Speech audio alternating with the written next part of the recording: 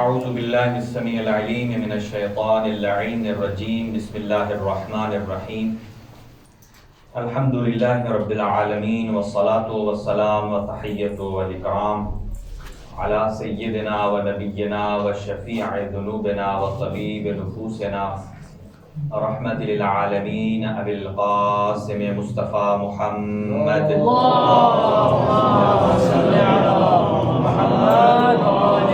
وعلى أهل بيته الطيبين الطاهرين المعصومين المنتخبين المنتجبين لا سيما على بقية الله الأعظم روحي وأرواح العالمين لتراب مقدمه الفداء عجل الله تعالى فرجه الشريف وسهل الله تعالى مخرجه الشريف ولعنة الله على أعدائهم أجمعين من يومنا هذا إلى قيام يوم الدين. أما بعد فقد قال الإمام حسین بن علی علیہ الصلاۃ والسلام هذا ما اوصى به حسین بن علی بن ابی طالب الى اخیہ محمد المعروف بابن حنفیہ ان الحسین یشهد ان لا الہ الا اللہ وحدہ لا شریک له واشهد ان محمدا عبده ورسوله وان ما جاء به محمد حق وان الساعة آتیۃ لا ریب فیها وأن الله يبعث من في القبور إني لم أخرج أشرا ولا بطرا ولا ظالما ولا مفسدا إنما خرجت لطلب الإصلاح في أمة جدي أريد أن أعمر بالمعروف وأنهى عن المنكر وأريد أسير بسيرة جدي وأبي علي بن أبي طالب عليه الصلاة والسلام. اللهم صل على محمد وآل محمد. محترم ناظرین، درخواست دعا ہے خداوند متعال مریضوں کو شفاء کلی عطا فرمائے.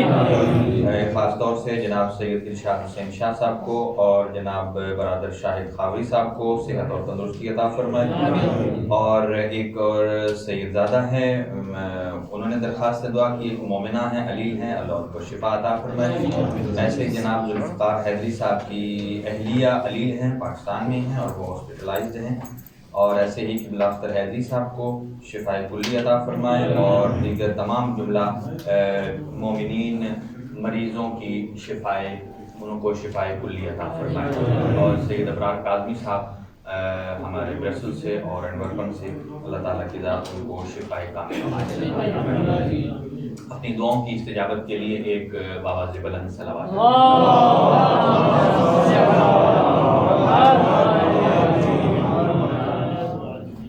محترم ناظرین اور سامعین، بغیر کسی تمہید کے حضرات کی اذہان عالیہ میں ہماری گفتگو موجود ہے، اسی کو ہم آگے بڑھائیں گے اور ہم کوشش کریں گے کہ آج تعارف امام حسین علیہ السلام کو بزبان حضرت محمد مصطفیٰ صلی اللہ علیہ وسلم آپ کی خدمت میں پیش کریں گے.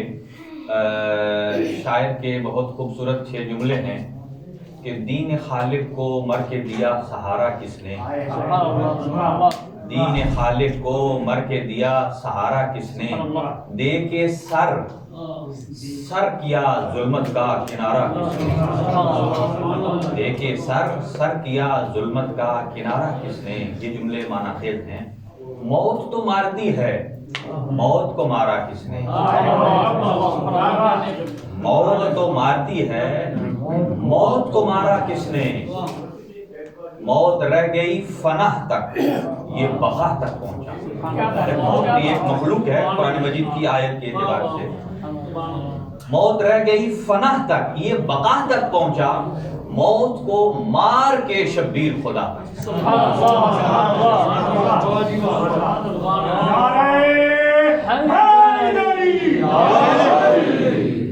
یہ وہ مقدس مقام ہے کہ جہاں صرف ہم گناہگار ہی نہیں بلکہ معصوم ہستیاں بھی اس جگہ تشریف لاتی ہیں، چاہے وہ ملائکہ مقربین ہوں، ائمہ خدا علیہ السلام کی ہستیاں ہوں. اس لیے کہ یہ عزائے سید الشہداء ہے، یہ عزائے اہل بیت ہے. اہل بیت اطہار علیہ السلام اس میں تشریف لاتے ہیں. اور ایک جملہ عرض کر کے آگے بڑھتا ہوں. جو سنتے ہیں ان کے بھی بڑے فضائل ہیں، اور پڑھنے والوں کے ایک چھٹے امام کی زبان سے ایک جملہ سماعت فرمائیے. قمیت اسدی، قمیت اسدی بہت بڑے شاعر تھے، بارگاہ امامت میں آتے ہیں، اور حضرت امام معصوم اس سے کہتے ہیں اے قمیت، محرم الحرام شروع ہو چکا ہے، ہمارے جد کی شان میں تم نے کوئی مرثیہ لکھا؟ ہمارے جد کی شان میں تم نے کوئی کلام لکھا؟ کہتا یا رسول اللہ اگر اجازت ہو تو میں عرض کروں. اس نے پیش کیا، اور اس کے بعد اس کا مرثیہ ختم ہوا تو صادق آل محمد کے ہاتھ بلند ہوئے، 3 دعائیں ارشاد فرمائیں اس قمیت کو. فرماتے ہیں اللہم کے ساتھ ابتدا فرمایا، اللہم اغفر لقمیت ما تقدم و تأخر.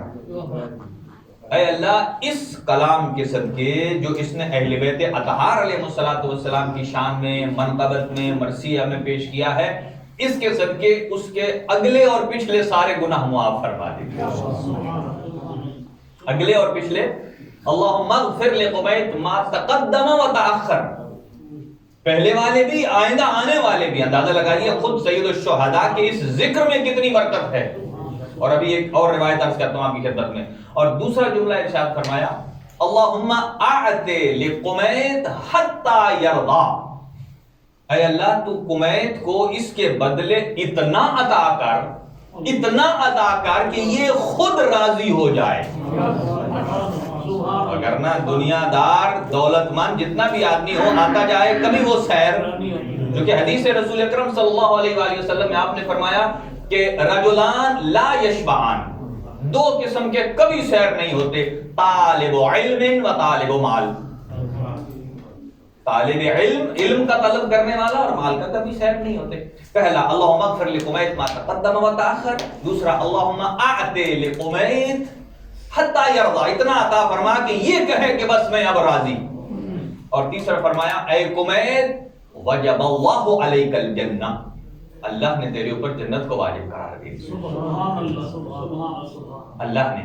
اور جو زیارت امام حسین علیہ السلام کو جاتا ہے، اسی لیے میں نے عرض کیا کہ یہ ایام ایسے ایام ہیں کہ اگر کوئی کربلا کو، اگر حسین ابن علی کو، ائمہ ہدیٰ کو اگر سمجھنا چاہے تو کچھ انسان کی اپنی محنت ہوتی ہے اور کچھ ان ایام کی برکت ہے کہ جو انسان کو آگے لے کر جاتی ہے.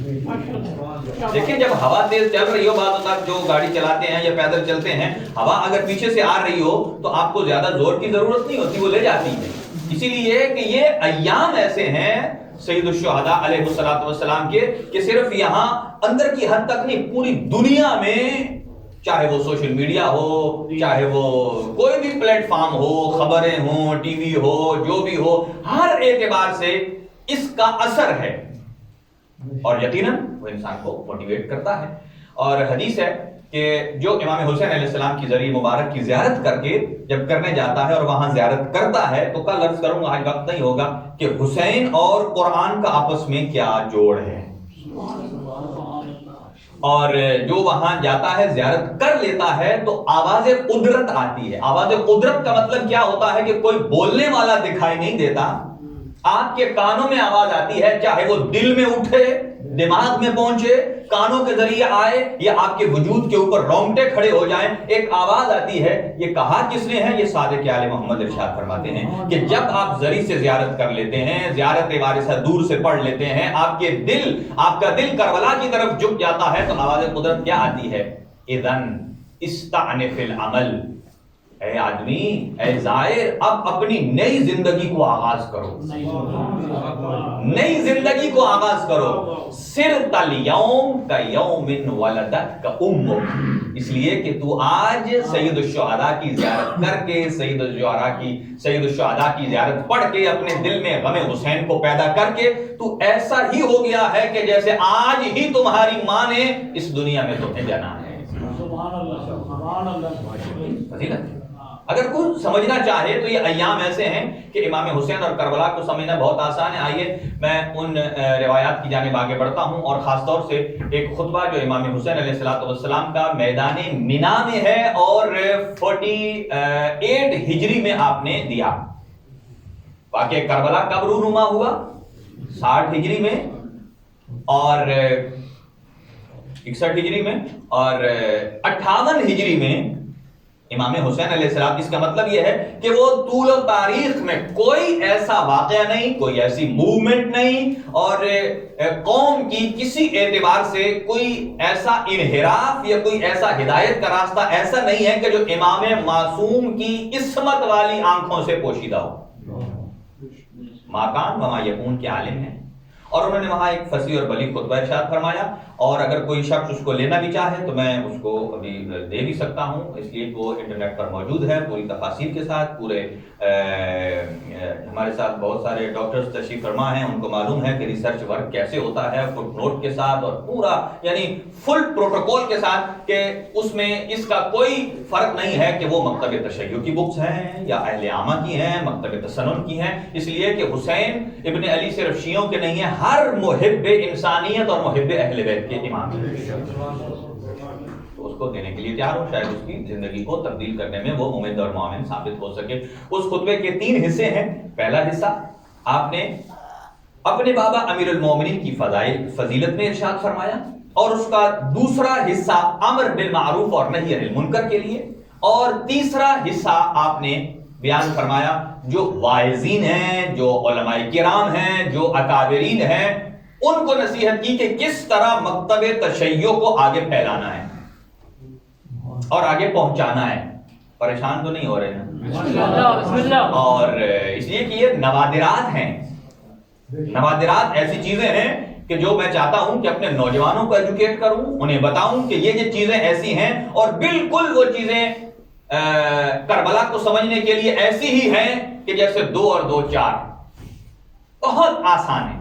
اس سے قبل ایک حدیث عرض کرتا ہوں، حدیث فضیلت امام حسین علیہ السلام کی، اور وہ یہ ہے کہ جو اسباب تھے امام علیہ السلام کے مدینہ سے نکلنے کے، ان اسباب میں سے ایک سبب میں نے کل عرض کیا کہ لوگوں نے امام حسین علیہ السلام کو نہ زندگی میں پہچانا اور نہ ہی آپ کی شہادت کے بعد پہچانا.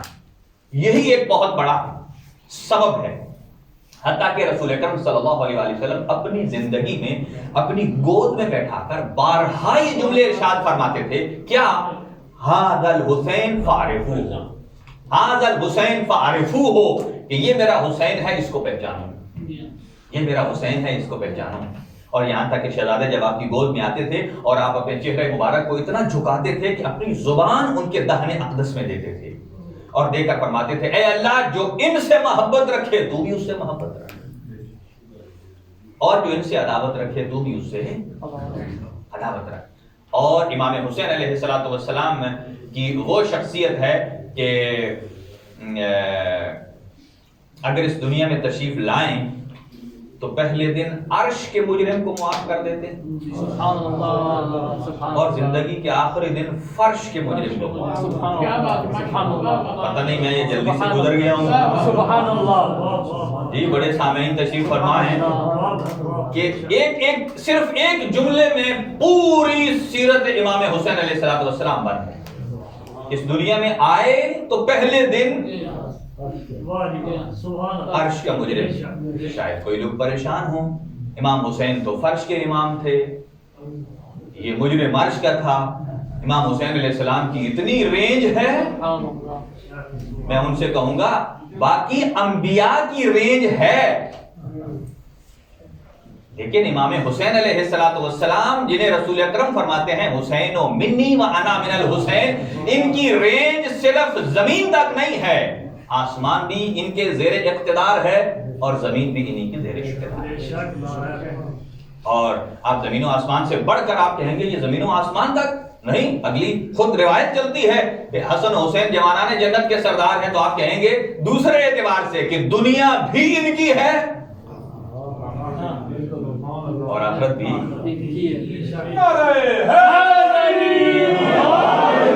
میں اسی لیے کہا کرتا ہوں کہ جب آپ کربلا جائیں تو یہ ذہن میں رکھ کے جایا کریں. مجھے اس جملے سے بڑا لطف آتا ہے کہ جب کربلا جائیں تو یہ ذہن میں رکھ کے جایا کریں, بلکہ یہاں بھی آئیں تو یہ ذہن میں رکھ کے آئیں, اس لیے کہ وہ بڑی کربلا ہے اور یہ ہم مسکینوں اور فقیروں کے لیے چھوٹی کربلا ہے.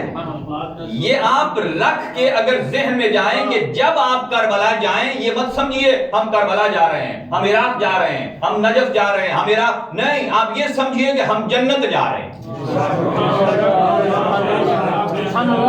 اگر آپ یہ ذہن میں رکھ کے جائیے کہ آپ جنت میں جا رہے ہیں تو دیکھیں اس کا لطف آپ کو کیا آئے گا.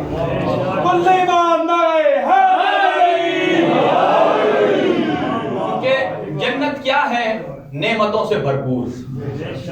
اور دوسرا جملہ, اچھا مجھے یہ بتائیے, رسول اکرم صلی اللہ علیہ وسلم نے جو ارشاد فرمایا حسن و حسین جوانان جنت کے سردار ہیں, تو مجھے بتائیے کہ ایک سردار بھی جنت کا ہو اور رہے بھی جنت سے باہر ممکن ہے؟ اگر پھر تو حدیث رسول اکرم میں ایک شغل لازم آ رہا ہے. آپ نے فرمایا جوانان جنت کے سردار ہیں, تو جنت کا مطلب یہ نہیں ہے کہ جو مرے گا تو ملے گی. جیتے جاگتے جو جس جنت میں ہے تو وہ حسین ابن علی کی جنت ہے. اسی لیے روایات میں آیا کہ پل صراط جو کہتے ہیں بال سے زیادہ باریک اور چھری کی دھار سے زیادہ تیز, اس سے تو میرے خیال ہے اولمپک کا کوئی جو چیمپئن ہے جو باریک رسی پر چلتا ہے وہ بھی نہیں گزر سکتا. لیکن اس کا کیا مطلب ہے؟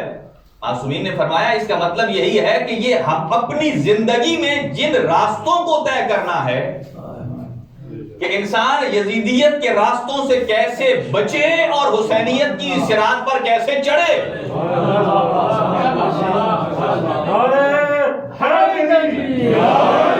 اس لیے ہماری روزمرہ کی زندگی میں دیکھ لیجئے, جہاں آپ سیدھا سوچنا چاہتے ہیں کوئی نہ کوئی چیز آپ کو ٹیڑھا کرتی ہے. دیکھیے آپ مثلا کوئی مثال دیتا ہوں کہ کوئی آدمی کسی کے لیے زیارت کے لیے کہتا ہے, کوئی دوست سے چلیں زیارت کی بات ہے, ایک عمومی بات کر رہا ہوں, زیارت چلے, تو جس کا جو پہلے سے ارادہ ہو گیا نا ٹھیک ہے میں تو تیار ہوں, جس کا نہیں ہو سکے دیکھنا پڑے گا حالات کیسے ہوں گے. یہ یہاں آ کر بات, اس کا مطلب یہ ہے کہ اگر یہ اس انتظار میں ہوتا کہ ساری دنیا کے کام پیچھے ہیں اور جنت حسین پہلے ہے, اسے دوسری توجیہ نہیں کرنی چاہیے. یہ دوسری توجیہ بتاتی ہے کہ یہ زبان سے تو مولا مولا کر رہا ہے لیکن جانے کے لیے مولا کے پاس تیار نہیں ہے. لیکن ہر چیز میں, اسی لیے کہ برائیوں سے بچنا بہت مشکل ہے, اسی کو تقویٰ کہتے ہیں جو پل صراط ہے. یہ دنیا کا تقویٰ, دنیا کی پل صراط یہی ہے کہ کیسے بچا کر نکلنا ہے کہ کہیں ایسا نہ ہو تھوڑا سا ہم زگ زیگ ہوئے تو کہیں ایسا نہ ہو کہ نام حسینیت کا ہے اور کام وہ کر رہے ہیں.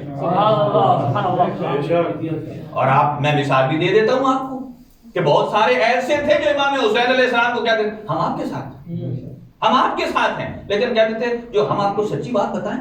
اب سنیں ایک مثال سن لیجئے, میں آج دوسری طرف رہا تھا لیکن اب آپ نے موڑ دی. جب یزید نے خط بھیجا ولید کو کہ 4 شخصیات کو فوراً سرنڈر کرو, ان سے بیعت لو, اور جب انکار کیا امام حسین علیہ السلام نے تو ولید نے فوراً خط لکھا. اب یہاں کچھ تحفظات ہیں راویوں کے, اتنے جلدی جانا اور اتنے جلدی آنا اس زمانے میں, آج کل نہیں. تو بہرحال اس نے خط لکھا کہ امام حسین علیہ السلام نے انکار کر دیا. اس نے آگے سے جو جواب دیا, جواب یہ دیا کہ باقی سب کو مجبور کرو بیعت پر اور امام حسین علیہ السلام کا سر مجھے پیش کرو. لیکن جب اس کے پاس پیغام پہنچا تو سید الشہداء وہاں سے نکل چکے, اور جیسے ہی امام, ان 4 افراد میں عبداللہ ابن زبیر تھے, عبداللہ ابن عمر تھے, عبد الرحمن ابن ابی بکر تھے اور امام حسین ابن علی تھے. تو امام حسین جب مکہ تشریف لے جا چکے, 3 شعبان کو آپ مکہ پہنچ چکے تھے, اور جیسے ہی آپ وہاں پہنچے تو خلیفہ ثانی کے جو بیٹے ہیں عبداللہ ابن عمر, وہ وہاں پہنچے ہوئے تھے عمرے کی غرض سے, کوئی اپنے ذاتی معاملات تھے, کوئی کام تھے. جیسے ہی امام حسین وہاں پہنچے تو وہ وہاں سے نکل رہے تھے. اور چونکہ بڑے بڑے عمائدین سید الشہداء کو ملنے کے لیے، سید الشہداء کو چھوٹی شخصیت نہیں تھی، اگر پتا چلتا تھا کہ اس راستے سے حسین ابن علی آ رہے ہیں تو جنہیں امام حسین کی مشتاق ہوتی تھی یا مشتاق ہوتے تھے وہ اپنے راستے کو ادھر موڑ لیتے تھے جدھر فرزند زہرا نے گزرنا ہوتا تھا. کہ اشتیاق کی بات ہے. تو وہ عمائدین آ رہے تھے اور وہ بھی آئے ان کے پاس، اور آ کر انہوں نے کہا اے فرزند رسول، میں آپ کو مشورہ دیتا ہوں آپ یا بیعت کر لیں یا صلح کر لیں، اس لیے کہ اس کے اگر نہیں کریں گے تو اس کے نتائج خطرناک ہیں، آپ کے لیے جان لیوا بھی ہو سکتے ہیں. بہرحال ان کی ذاتی رائے تھی اور انہوں نے 4 باتیں بتائیں. پہلی بات کہ بہت سارے صحابہ کبار وہ یزید کی بیعت کر چکے اور اس نے پیسے دے کر ان سے بیعت لے لی. پہلی بات. دوسری بات انہوں نے یہ کہا کہ آپ اس کی خاندان کی جو آپ کے خاندان کے ساتھ پرانی دشمنی ہے اس کا نتیجہ کچھ اور ہے. ان کا اپنا مشورہ تھا مخلص، اور کہا کہ اس کا نتیجہ یہ ہے کہ پھر ایک پورا مسلمانوں کا گروہ وہ ایک جنگ کی بھیڑ چڑھ جائے گا. تیسرا، اب سنیے گا، عبداللہ بن عمر کہتے ہیں کہ اگرچہ میں نے یہ حدیث خود اپنے کانوں سے رسول خدا سے سنی. حدیث کیا ہے؟ وہ فرماتے ہیں کہ رسول اکرم صلی اللہ علیہ وسلم نے ارشاد فرمایا کہ یہ میرا بیٹا کربلا میں شہید ہو جائے گا، یہ میرا بیٹا کربلا میں مارا جائے گا، اور جس نے اس کی مدد نہ کی وہ زندگی میں بھی ذلیل و خوار ہوگا اور آخرت میں بھی خوار ہوگا. حدیث کون سنا رہا ہے؟ حضرت عبداللہ بن عمر. اور چوتھا انہوں نے مشورہ دیا اور تمام کر دیا. کہا کہ اگر میری ذاتی رائے پوچھتے ہیں تو ذاتی رائے میری یہ ہے کہ آپ یا بیعت کر لیں یا مصالحت کر لیں. اب تجزیے کی طرف آ جائیں. اب یہاں جیسے انہوں نے باتیں کی، اب سید الشہداء کا کیا ری ایکشن ہونا چاہیے تھا؟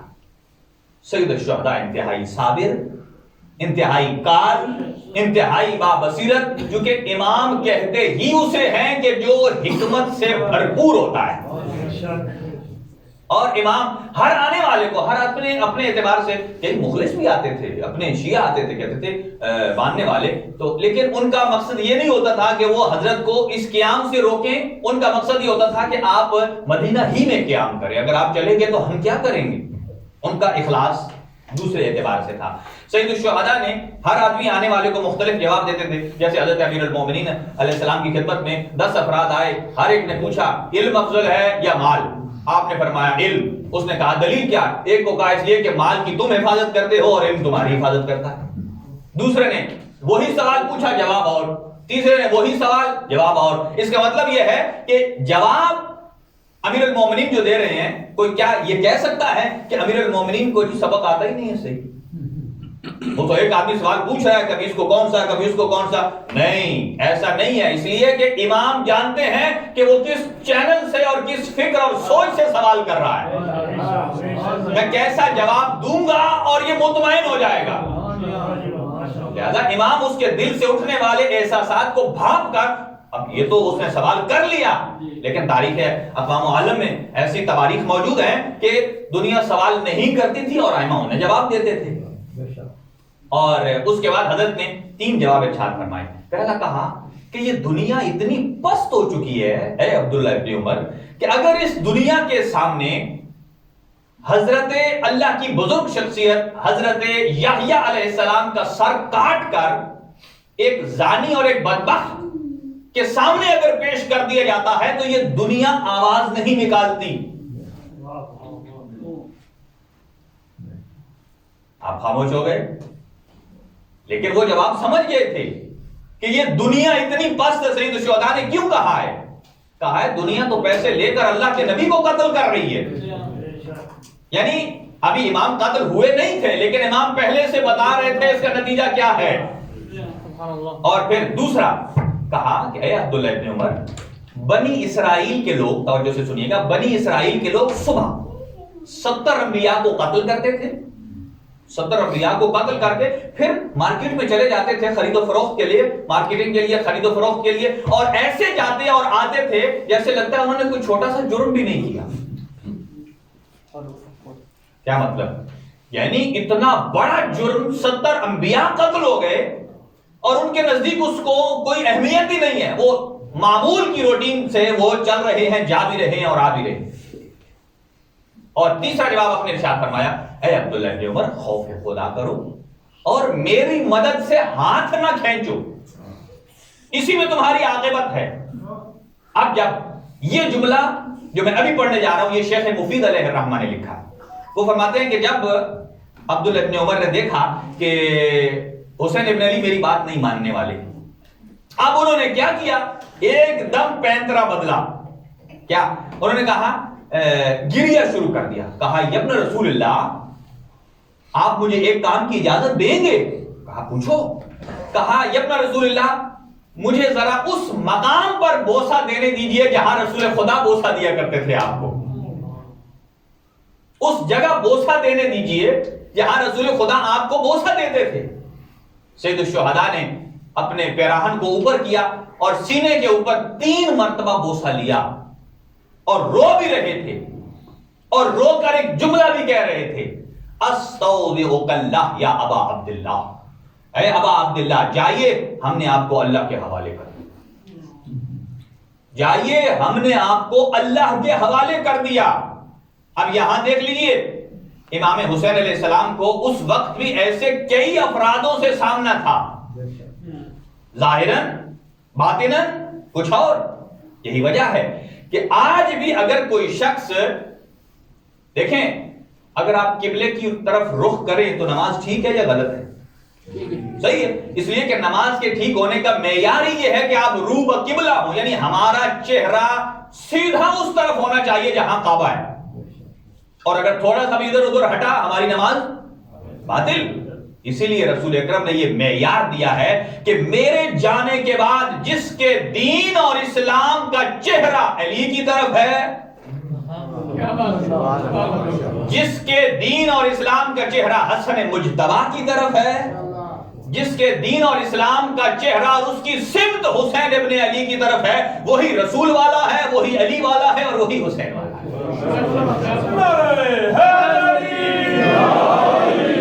اور فرمایا آپ نے، غور فرمایا آپ نے۔ اب آئیے، میں نے کیوں کہا کہ پہلے دن عرش کے مجرم کو اور آخری دن فرش کے مجرم کو؟ اجازت ہو تو میں تھوڑی سی بات کھولوں، اگر ساتھ دیں گے تو میں کھولتا ہوں۔ احاطے اور دائرے پر بات کرتے ہیں کہ احاطہ اور دائرہ کسی کا کم اور کسی کا زیادہ ہوتا ہے۔ مثلا امامت سے متعلق قرآن مجید کیا فرماتا ہے، بات کریں گے امامت پر آگے چل کر، لیکن یہاں ایک سن لیجیے جملہ۔ حضرت آدم علیہ السلام سے اللہ تعالیٰ کی ذات ارشاد فرماتی ہے کہ انی جاعل فی الارض خلیفہ۔ آہستہ آہستہ بولوں کہ اسپیڈ تیز تو نہیں ہے نا بات؟ انی جاعل فی الارض خلیفہ، کہ میں آپ کو زمین میں خلیفہ بنانے والا ہوں۔ زمین کی کیا بتاتی ہے؟ زمین کے اپوزٹ کیا ہے؟ آسمان۔ یعنی زمین کا لفظ کیا ہے؟ یعنی روئے زمین پر جو مخلوق ہے آپ اس کے امام ہیں، اس کے ہادی ہیں، اس کے رہبر ہیں، صرف زمین کے۔ آسمان کا کہا نہیں کہا، اس پر گفتگو ہو سکتی ہے لیکن نہیں۔ دوسرا، حضرت ابراہیم امام ہیں یا نہیں؟ امام ہیں۔ قرآن مجید نے کیا ارشاد فرمایا؟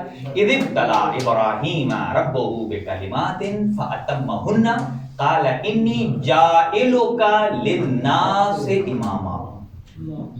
اللہ تعالیٰ نے حضرت ابراہیم علیہ السلام کا امتحان لیا، جب وہ کامیاب ہو گئے، اپنے پورے ہو گئے، تو فرمایا میں آپ کو لوگوں کا امام بناتا ہوں۔ آپ جانتے ہیں ناس کسے کہتے ہیں؟ ناس کون ہے؟ لوگ، ٹھیک ہے۔ ناس میں باقی چیزیں شامل نہیں ہوتی، حیوانات نہیں ہوتے، نباتات نہیں ہوتے، کوئی ناس میں کون ہے؟ انسان۔ حضرت ابراہیم علیہ السلام کی امامت کا دائرہ انسانوں تک، اور حضرت آدم علیہ السلام کی خلافت کا دائرہ وہ بھی زمین تک۔ لیکن حسین ابن علی کی کیا شان ہے؟ حضرت موسیٰ علیہ السلام کا دائرہ بنی اسرائیل تک تھا، حسین ابن علی، یہ کہنا میں سمجھوں گا کہ شاید آسان ہو جائے گا کہ آتے ہوئے پہلے دن عرش کے مجرم کو، جاتے ہوئے فرش کے مجرم کو. اس کا مطلب یہ حدیث سے رسول اکرم وہ صحیح ہے جس میں آپ ارشاد فرماتے، سنیے حدیث سنیے پھر اس پر منطبق کیجئے. آپ ارشاد فرماتے ہیں سید الشہداء کو اپنی گود میں بیٹھا کر فرماتے ہیں مرحبا بک یا ابا عبداللہ، اے ابا عبداللہ مرحبا. مرحبا کسے کہتے ہیں؟ عربی میں جو قصیدے سنتے ہیں مرحبا مرحبا خوش آمدید آپ کے لیے اے ابا عبداللہ. اور ابھی 3-4 سال کے ہیں سید الشہداء، تو کیا اتنے میں کوئی کنیت رکھ دیتا ہے آپ عبداللہ کے باپ ہیں؟ کنیت کیا ہوتی ہے؟ جو باپ یا بیٹے یا ماں کے نام سے ہوتی ہے، تو بیٹا ہوگا تو کنیت رکھیں گے نا. تو ابو عبداللہ، تو اسی محفل میں موجود ایک شخص تھا جس کا نام تھا ابی ابن کعب. وہ ایسے ہی جلا ہوا تھا جیسے کوئی لکڑی جلی ہوئی ہوتی ہے، اور اس نے کہا یا رسول اللہ یہ تو آپ نے حد کر دی. اور عربوں میں نام لے کر پکارنا یہ بلاغت نہیں ہے، بلکہ لقب یا کنیت سے پکارنا یہ فصاحت بھی ہے، بلاغت بھی ہے، ادب بھی ہے اور احترام بھی ہے. امیر المومنین نے یہی کہہ کر ایک کچہری سے نکل گئے تھے ایک جج کو دیکھ کر. امیر المومنین کا زمانہ حکومت تھا. ایک جج نے دیکھا امام کوئی شخص تھا، اس کے ساتھ گئے، اس نے امام علیہ السلام پر مقدمہ کر دیا. اس کا مطلب ہے کہ مقدمہ امیر المومنین پر جب ہو سکتا ہے تو ہم کس بات کی ہوں؟ اس کا مطلب یہ ہے کہ کوئی ہم پر بھی سوچ سکتا ہے. امیر المومنین مثال دے رہا ہوں، تو گئے، اس جب سامنے جج تھا اس نے کہا یا امیر المومنین تشریف رکھیے. دوسرے کہا ادھر بیٹھ جاؤ. میں نے اس کو ایسے پیش کیا ہے محاورتاً آپ کی خدمت میں. امیر المومنین اٹھ کے چلے. اس نے کہا امیر المومنین کیوں کیا رہے؟ فرمایا تو عادل ہی نہیں، تو عادل ہی نہیں ہے، میں کیسے تیرے انصاف کو؟ کہا میں نے عادل تو کیا، آپ کا احترام کر، آپ سے آپ کا نام لیا.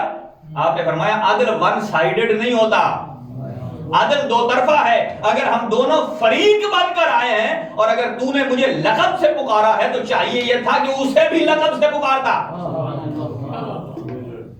تو لقب کنیت بڑی اہمیت. رسول اکرم صلی اللہ علیہ وسلم یہ مسدس رسول اکرم کا ہے. فرمایا مرحبا بک یا ابا عبداللہ، اے ابا عبداللہ مرحبا. ابی نے کہا یہ تو آپ نے بہت بلند کر دیا حسین ابن علی کو. اور اس پر جب حضور سرور کائنات نے اس کی بات کو محل بھی نہیں دیا اور ایک اور جملہ ارشاد فرما دیا. کیا فرمایا؟ انت زین السماوات والارضین. اے میرا بیٹا حسین جسے تجھے میں نے مرحبا کہا ہے ابا عبداللہ، تو زمین کی بھی زینت ہے اور آسمان کی بھی زینت ہے. جب یہ جملہ کہا ابی ابن کعب پھر کھڑا ہو گیا. اس نے کہا یا رسول اللہ یہ تو آپ نے، یہ تو قابل برداشت تھا پہلے کنیت، ابھی آپ نے کہا زمین اور آسمان کی زینت ہو گئے. یہ کیسے؟ زمین میں تو ہم چلتے پھرتے نظر آتے ہیں، آسمان میں کون دیکھے گا کون جائے گا؟ آپ نے کہہ دیا پتہ نہیں وہ حق بھی ہے یا حق نہیں ہے. یہ جملے تھے. حضرت نے فرمایا اگر تو یہ بھی پسند نہیں کرتا، ہضم نہیں کرتا تو سن. جب میں معراج پر گیا میں نے پہائے عرش پر دیکھا، کیا لکھا ہوا تھا؟ ان الحسین مصباح الہدی و سفینۃ النجاۃ.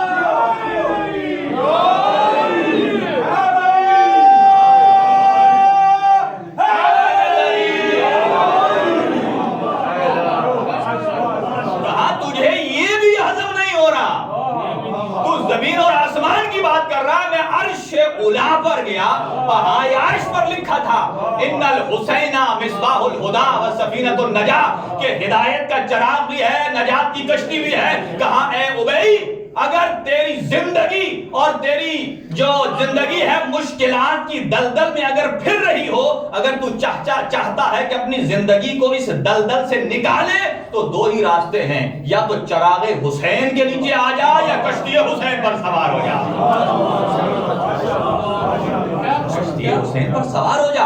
اب یہ جو رسول اکرم صلی اللہ علیہ وسلم نے ارشاد فرمایا انت زین السماوات والارض، زمین اور آسمان کی زینت. اب آئیے اس جملے کو ملائیے کہ پہلے دن عرش کے مجرم اور آخری دن فرش کے مجرم. اب رب کے مسائل بھی دیں گے اور آگے بڑھیں گے انشاءاللہ. یہ گفتگو جاری اور ساری رہے گی کہ امام حسین علیہ السلام کا سرکار دو عالم نے کیسے تعارف فرمایا، تعارف کیسے کیا. امام حسین علیہ السلام کے تعارف کے لیے اللہ تعالیٰ نے 5 مرتبہ لفظ اوحا استعمال کیا. اوحا کا معنی کیا ہوتا ہے؟ اللہ نے وحی کی. 1 مرتبہ جبرائیل پر، 1 دفعہ ملائکہ پر، 1 دفعہ رسول اکرم پر، 1 دفعہ غلمان پر، اور 1 دفعہ خازن نیران، اور 1 دفعہ خازن الجنان. وقت نہیں، انشاءاللہ اپنی گفتگو کو باقی ایام میں جاری اور ساری رکھیں گے. بس آپ یہاں دیکھ لیجئے کہ یہی مقام فیصل ہے کہ سرکار دو عالم اپنی زندگی میں سید الشہداء کا کتنا تعارف فرما رہے ہیں، کتنا تعارف کرایا. ھذا حسین فعرفوہ، اسے پہچانو. اور جیسے ہی ممبر پر موجود ہوتے ہیں، اگر پیر الجھتا ہے سرکار دو عالم ممبر چھوڑ کر آ جاتے ہیں. آپ اور ہماری بات حجت نہیں ہے، سرکار دو عالم کی بات حجت ہے. یہ گویا رسول اکرم کیا سمجھا رہے تھے کہ دیکھو آج صرف بچپنے میں میرے حسین کا پیر پھسلا ہے اور محمد مصطفیٰ اپنے ممبر پر بیٹھ نہیں پا رہے ہیں. اور یہ جو پیر کا الجھنا پھسلنا ہے یہ بھی حکمت کا حامل تھا، وگرنہ عصمت کے پیروں میں کبھی لغزش نہیں آتی ہے. یہ سمجھانا تھا انہی صحابہ کبار کو، صحابہ کرام کو، کہ دیکھو اگر دنیا میں میرا حسین زمین پر آ جائے تو مصطفیٰ سے برداشت نہیں ہوتا، اور اگر کوئی میرے حسین کو گھوڑے سے اتار لے اجرکم علی اللہ، تو میں حسین، میں مصطفیٰ کیسے چین سے بیٹھ سکتا ہوں. آئیے چند جملے سن لیجئے کہ حسین ابن علی نے کس حالت میں مدینے کو چھوڑا ہے، کس حالت میں مدینہ کو چھوڑا ہے. اور جب دیکھ لیجئے رسول پاک نے جب مکہ سے مدینہ ہجرت کی تھی نا، تو جو شخص مکہ سے آتا تھا اسے حضور پاس بلا کر بیٹھا کر کہتے تھے مجھے بتاؤ میں نے اپنے گھر ایک کھجور کا درخت اگایا ہے، مجھے بتاؤ میرے اس کھجور کے درخت کا کیا حال ہے. میں کہوں گا جن گلیوں میں رسول اکرم حسنین کو شانوں پر اٹھا کر چکر لگاتے تھے، جن گلیوں میں اٹھا کر فرماتے تھے یہ میرے حسین ہیں، یہ میرے حسن ہیں، کیا ان گلیوں کو چھوڑنا آسان تھا؟ بلکہ اگر ایک جملہ اور عرض کروں، وہی مدینے کی گلیاں کہ بعض اوقات جن گلیوں میں سے حسنین گزرنا پسند نہیں کرتے تھے ماں کی شہادت کے بعد.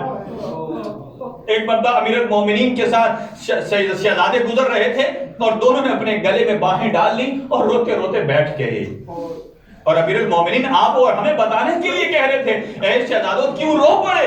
کہا بابا جب بھی ہم اس گلی سے گزرتے ہیں ہمیں وہ منظر یاد آ جاتا ہے کہ کسی ظالم نے اپنے تلوار کے نیام سے ہماری والدہ کے بعد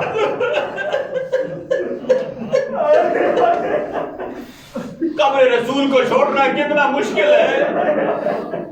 جن کے ماں باپ زندہ ہیں اللہ انہیں طول عمر نصیب فرمائے، اور جن کے ماں باپ مر گئے ہیں جب آپ پاکستان جاتے ہیں ان کی قبروں پر یہاں آنے سے پہلے ضرور اپنے ماں باپ کی قبر پر حاضری دیتے ہیں. لیکن واہ حسین جب نکلنے لگے نا تو 3 دن مسلسل رسول اللہ کی قبر پر جاتے رہے. 3 دن مسلسل 3 الوداع لکھے ہیں مقاتل نے. پہلی مرتبہ گئے اور وہیں 2 رکعت نماز پڑھی، ساری رات عبادت میں مشغول رہے، اور جیسے ہی صبح کا وقت ہوا اور تھوڑی سی اونگ آئی اور کیا دیکھا کہ رسول اکرم تشریف فرما ہے، سید الشہداء ان کو رسول اکرم کس حالت میں ہیں، امیر المومنین ہیں، جناب صدیقہ طاہرہ ہیں، امام حسن ہیں، اور فرشتوں کی ایک صف ہے، اور اپنے سینے کے ساتھ مظلوم کربلا کو لگا دیتے ہیں. سید الشہداء فرماتے ہیں نانا آپ کی امت مجھے مدینہ رہنے نہیں دیتی، آپ کی امت مجھے مدینہ رہنے نہیں دیتی، اور مجھے اور میرے اور آپ کے درمیان فرقت ایجاد کر رہی ہے.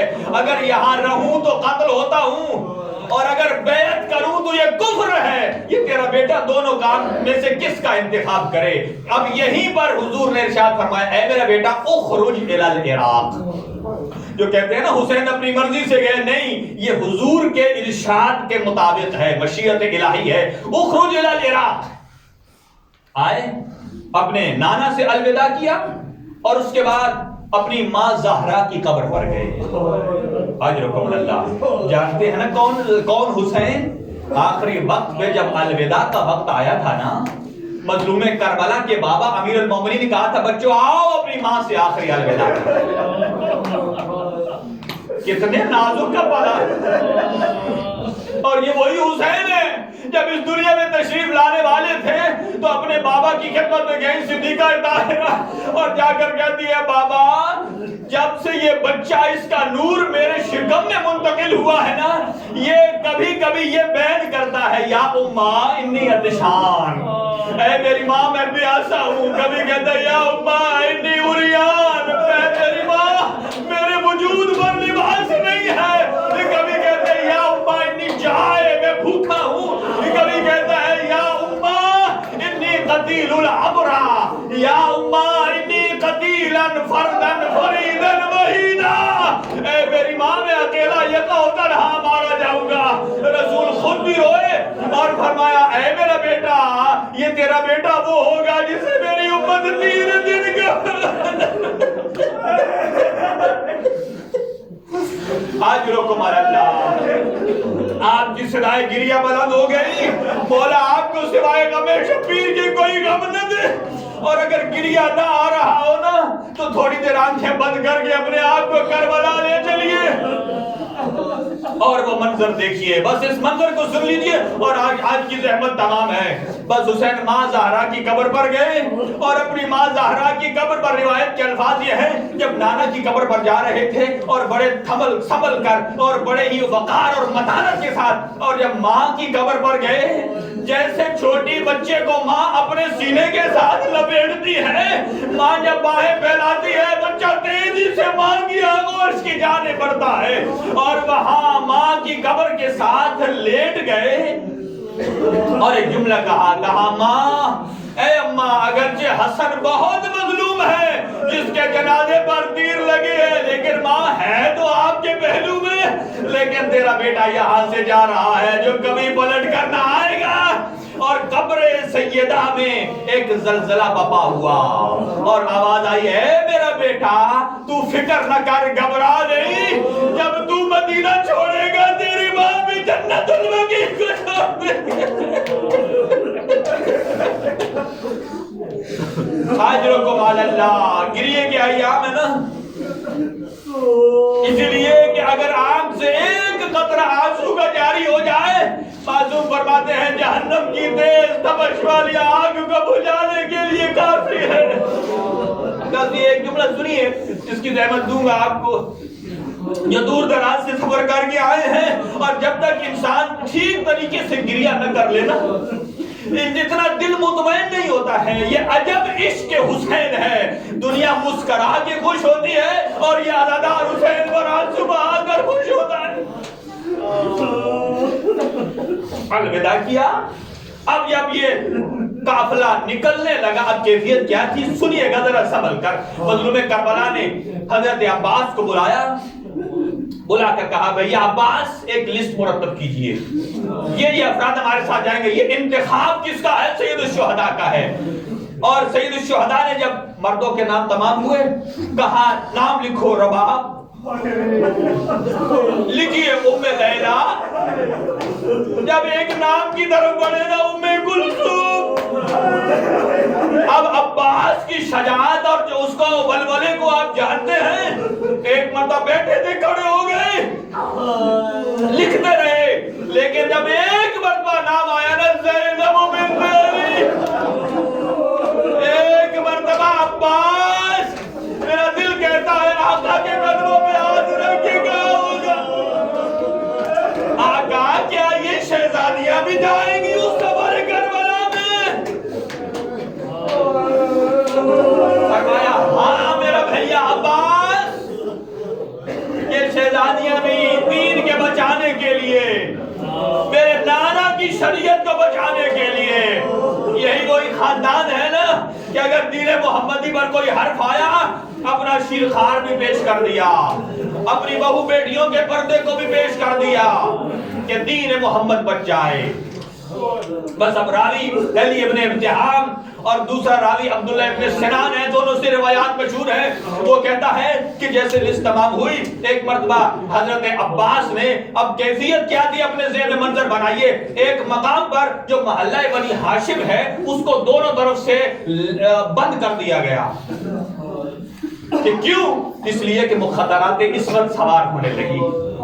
محلہ بنی ہاشم تھا، دونوں طرف سے بند کر دیا، اور ایک کنیز کو وہ لسٹ پکڑائی حضرت عباس نے اور کہا کہ آپ نام لیتے جائیے اور میں اس مزدور کو جو ناکہ آتا جائے گا اس پر سوار کرا کر آگے بڑھا دیں گے. جیسے ہی نام آتا، پہل نام جو آیا وہ بی بی رباب کا تھا. شاید اس جملے کی تہ تک نہیں پہنچ سکا. 28 رجب کو یہ قافلہ روانہ ہو رہا ہے اور 10 رجب کو شہزادہ علی اصغر کی اس دنیا میں آمد ہوتی ہے. کتنے دن کے علی اصغر ہیں؟ 18 دن کے.